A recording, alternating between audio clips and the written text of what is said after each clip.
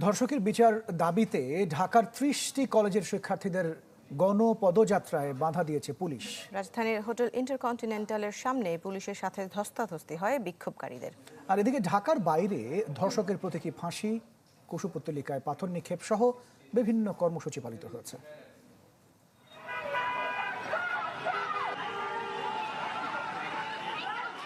রাজধানী শাহবাগ এলাকা, পুলিশের সাথে ধর্ষণ বিরোধী বিক্ষোভকারীদের ধস্তাধস্তি।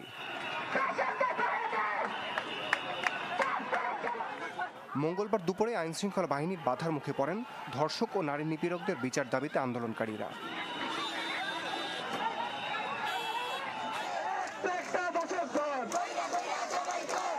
এর আগে সকালে ঢাকার ৩০টি কলেজের শিক্ষার্থীরা শাহবাগে জড়ো হওয়ার পর উত্তপ্ত হয়ে ওঠে পরিস্থিতি। ধর্ষকের বিচারে কালক্ষেপণের অভিযোগ তুলে ক্ষোভ জানান তারা। অবরোধ করেন শাহবাগ। এমনভাবে বিচার হোক যাতে ওদের রুহ কেঁপে যায় এগুলো ভাবা চিন্তা করতে।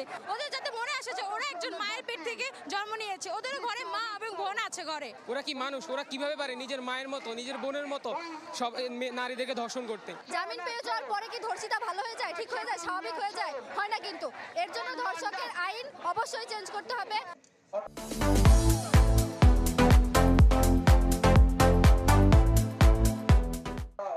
এদিন ঢাকা বিশ্ববিদ্যালয়, রাজশাহী বিশ্ববিদ্যালয় সহ বিভিন্ন শিক্ষা প্রতিষ্ঠানে প্রতীকী ফাঁসি, দ্রোহের কবিতা পাঠ, বিক্ষোভ ও মানববন্ধন করেন শিক্ষক শিক্ষার্থীরা।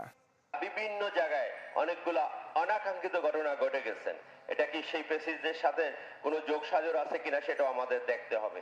মাননীয় আইজিপি, আপনাকে আমরা সময় দিচ্ছি, 7 দিনের মধ্যে সত্যভাবে অবস্থান নেন, অথবা আমরা আমাদের এই আন্দোলন আমরা রাজপথে নিয়ে যাব।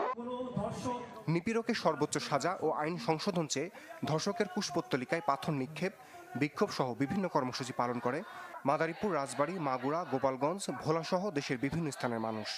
তাদের এরকম শাস্তি দেওয়া উচিত যেন তারা পরবর্তীতে এরকম জঘন্য কাজ করতে গেলে জানি তাদের মনের মধ্যে কাঁপন সৃষ্টি হয়। দর্শকদের শাস্তি যদি আগে পূর্বেই নির্ধারিত হতে পারতো, সঠিকভাবে কঠিন শাস্তি হতে পারতো, তাহলে দেশের এরকম অবস্থা হতো না।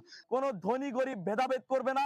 যেই ধর্ষক, প্রমাণিত ধর্ষক, তার বিচার অবশ্যই ফাঁসির মঞ্চেই করতে হবে। আইনশৃঙ্খলা বাহিনীর তৎপরতার পাশাপাশি ধর্ষণ রোধে সামাজিক আন্দোলন গড়ে তোলার তাগিদও দেন তারা। রমেশ হুসাইন, চ্যানেল 24, ঢাকা।